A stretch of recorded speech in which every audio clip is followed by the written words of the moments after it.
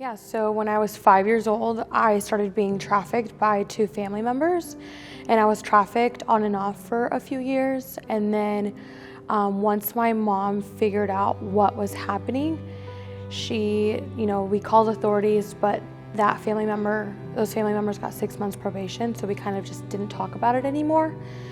And then my relationship with a father figure was just non-existent at that point anymore. And then growing up, I was just looking for love in all the wrong places, and I was starting to get into really abusive relationships early on as a teenager. And then when I was 15, I found myself in another exploitive situation where I'm dating someone who's supposed to be my boyfriend, but then I realize he turns out to be my pimp, my trafficker. I was so broken inside because I thought it was a normal relationship. So that ending I thought was catastrophic for me, when I didn't realize that he was my trafficker the whole time, because I was so in love, and people don't really talk about that in the trafficking world. So when my counselor was like, after everything that we've talked about, I believe that you're a victim of human trafficking. And I got so angry because I'm like, no, I'm not. I know I've been abused, but I'm not a victim. And it wasn't until I realized okay, well, what do I do with this now? If you're telling me I'm a victim, what do I do?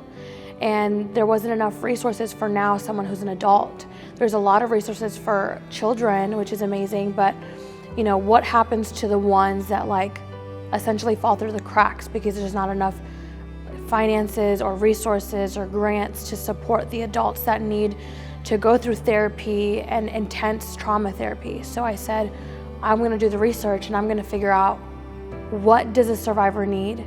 Because at the time I didn't identify as a survivor. It was a healing journey as I was developing the organization. And then once I realized everything that they would need and the different scenarios of a girl, not everyone needs just counseling. Some need GED test prep, health screenings, they need a car, they need a safe place to live, they need a job, they need to learn how to build a resume. When I realized that there was not a lot of resources for adult women, I said, I'll start my own then. We want a relationship with the survivor as long as they let us. We want to build a relationship with them so that they live a long and sustainable life outside of our programming, outside of our resources, and outside of our coaching and mentorship. We don't want them to go right back into the life. When I was being trafficked and when I was, tossing tricks and stuff, I was filled with anxiety and depression. I self-sabotaged. I was afraid.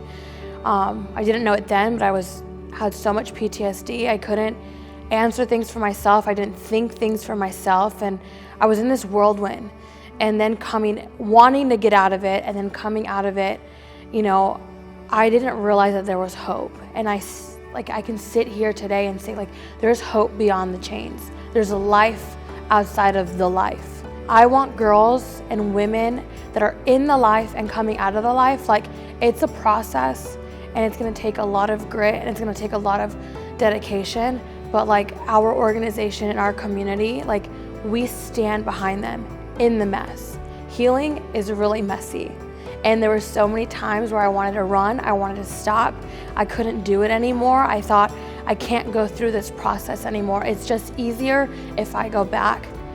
And I want women to know that F.U.S.E is here to not just support them and things that they need financially and getting their GED test prep and all those things, the practical things, but we're here to support them even when it looks messy through their healing process.